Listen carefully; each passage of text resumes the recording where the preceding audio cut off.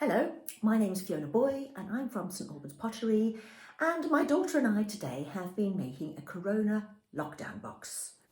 Now the coronavirus has been causing a lot of problems lately, and this is what it looks like. It is a round shape with lots of sticky out bits. Corona means crown. So this is your challenge today, to make lots of little coronavirus molecules. These boxes here are fairly standard ones. We've got them from The Works, but there's plenty of other places that got them. This little guy was £2. Or if you prefer, you can eat a whole box of chocolates and then create your lockdown box inside there. And then we're making clay coronaviruses. And the idea is we're going to lock them in here and keep them. So what you've got as your typical coronavirus is this shape. So this one over here is a hollow ball. We've made two half spheres, we've stuck them together, and then we've stuck on all the virons. This one is also a hollow sphere, which we've stuck things on.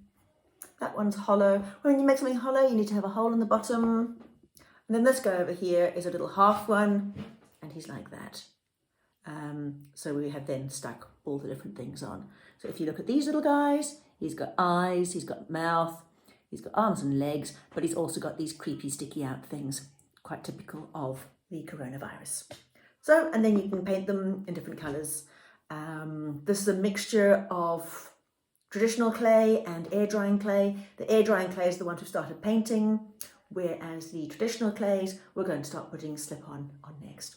So yeah, so I'll show you how to do these various different things, and you guys have fun making and locking up the coronavirus. So the first way to make it is to do a simple pinch pot. The ones we're doing is this one over here. So you've got a small ball, you're going to stick your thumb inside it, and you're going to squeeze all the way around, and that way you can see I'm going to create a small dome shape. This then is the body of your coronavirus. When you're finished, tap it down so you've got a nice solid face at the bottom. The next body is a little more complicated, and that's where you're going to create a complete sphere. There's two different ways of making it. The more technical way is to then make two pinch pots, and then you're going to stick them together. So pinch pot one, again, we've got our pinch pot, we're sticking our thumb in, pinch, pinch, pinch. And what you're trying to get is an even thickness all the way around, so the sides and the top are all the same thickness. Then you tap one, then you do the same thing to the other, right? You've now got your two halves. This is where you need your pointy stick, and you're going to do cross hatching. So cross hatching is where you're going to draw hashtags on the surfaces, and this is very important for good proper joins. So you go round and you draw stripes the one way, and then you finish off by creating little hashtags by crossing it the other way, like that. Then you do it on the other one, like that. Then you get your paintbrush, dab it in the water, and what you're going to do is dab the water on so the water goes into those cavities. Be careful you don't slide it along, because that then rubs out the lovely marks you've made. Right? Then you get your two pieces and you squish them together. Now what's important here, you've got that, and you're going to make your fingers go all the way around, pulling the top clay down, the bottom clay up, and totally sealing that edge. You end up making a very strong shape because you've got trapped air inside. Don't forget to make a hole in it at the end so that it can dry out. And there you end up with your sphere. The third way of making a body is just to get quite a small ball of clay and stick your thumb right in it. You start off making a pinch pot, but you make it quite a long, thin pinch pot. It's a little more tricky, and it's better with wetter clay. And then when you get to that part, you then start squishing it closed at the top. So you're pulling it together until you've got a little seal like that. And then again, you've got the sealed ball of air inside, and you can make it nice and smooth. So this works nicely with quite wet clay. It doesn't work well with dry clay. So now that you've got your body shapes, you can then start rolling all the bits to go with it. So are you going to make eyes? Are you going to make legs? Are you going to make more serious virons? Roll those out, and then I'll show you how to join them. Okay, right. So here I have all my little virons, and here I have my coronavirus molecule, and now I'm going to stick them together. So I'm going to start off with my pointy stick, and I'm going to make one little hashtag. I'm going to get a viron.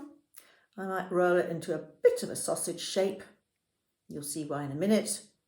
And I'll hashtag the bottom, and then I'll get a dab of water and a dab of water. Right.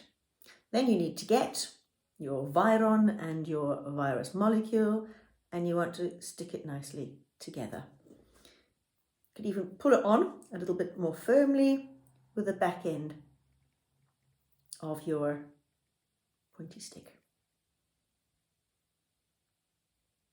Now you've got that little ball stuck on, you can get another one. Don't feel them too close. Diddly-doo. It's really important that this is a strong bond. When it dries, these can be knocked off quite easily. Now you want to tidy it up and smoothen out all those rough edges that you've created with your stick. The trick is to make sure you've left enough space in between to get your fingers in so that you can make sure they're well joined. And now I'm using this pen that doesn't have any ink in it to dot the surface. See the little dots? So if you're going to make the more cartoon virus, you need to think about what you're going to make. So you need to start off by rolling out the feet and the hands and some eyes, and then you can see I've set out a whole bunch of little carrot shapes that could be the sticky out virons. Okay, think about your mouth. What kind of mouth are you going to make? What kind of eyes? Are the eyes going to be on stalks? Or are they going to be stuck onto the face? Are you going to have teeth? There we go. And are you going to have, and then you're going to be able to stick them all on using the same method as before, because you need to be quite careful that they don't fall off. Right, easy as that. Get started, get creative, get imaginative. I want to see them. Enjoy.